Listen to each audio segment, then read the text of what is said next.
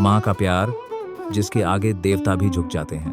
भारत में एक ऐसा व्रत है जहां माताएं अपने बच्चों की लंबी उम्र, सुख और समृद्धि के लिए अन्न जल तक त्याग देती हैं। इसे कहते हैं जितिया व्रत। लेकिन क्या आप जानते हैं, इस व्रत के पीछे छुपी है एक ऐसी कथा जहां एक वीर ने पूरे नागकुल की संतानों को बचाने के लिए अपनी जान कुर्बान कर दी थी। यही कथा आज हर माँ सुनती है ताकि उसके बच्चे हर संकट से सुरक्षित रहें। बहुत समय पहले हिमालय की घाटियों में जमासुर नाम का राक्षस रहता था। वह अत्यंत क्रूर था और उसकी भूख असामान्य। हर साल वह एक नाग को पकड़कर खा जाता था। पूरा नागवंश उसकी दहशत से कांप उठता। हर घर में माताएं अपने बच्चों को छिपाती, लेकिन कोई भी उसे रोक नहीं पाता। हर साल एक माँ को अपने बच्चे का बलिदान देना पड़ता था। कल्पना कीजिए उस समय माताओं के दिल पर क्या बीतती होगी। इसी समय आए जीमूतवाहन, एक राजकुमार जो करुणा और साहस के लिए जाने जाते थे। उन्होंने जब देखा कि माताएं अपने बच्चों को बलिदान के लिए तैयार कर रही हैं, तो उनका हृदय पिघल गया। जीमूतवाहन ने कहा, अब और नहीं, किसी माँ को अपने बेटे को मौत के हवाले नहीं करना पड़ेगा। कल जब जमासुर शिकार लेने आएगा तो मैं स्वयं वहां जाऊंगा। नागकुल दंग रह गया। उन्होंने रोते हुए विनती की, महाराज, आप क्यों मरना चाहते हैं? आप हमारे रक्षक हैं। लेकिन जीमूतवाहन ने दृढ़ स्वर में कहा, यदि मेरे प्राण देकर तुम्हारी संतानें बच सकती हैं तो यही सबसे बड़ा धर्म है। आज मैं भी एक माँ के बेटे की तरह उसकी पीड़ा को साझा करूंगा। अगले दिन समुद्र किनारे उस चट्टान पर जीमूतवाहन नाग का वेश धारण करके बैठ गए।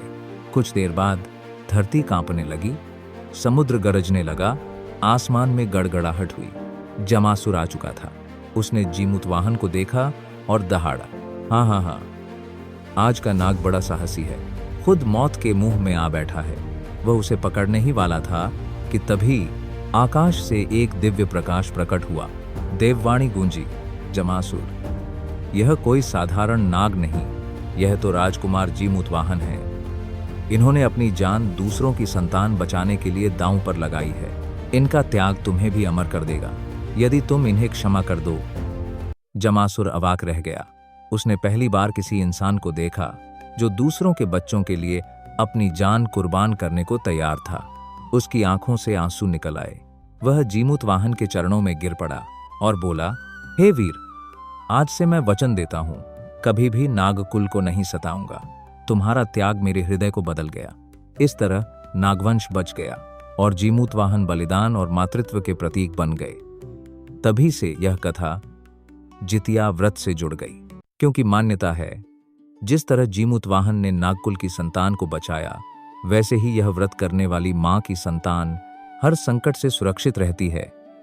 इसीलिए आज भी बिहार, झारखंड, पूर्वी उत्तर प्रदेश और नेपाल में हजारों माताएं यह व्रत करती हैं।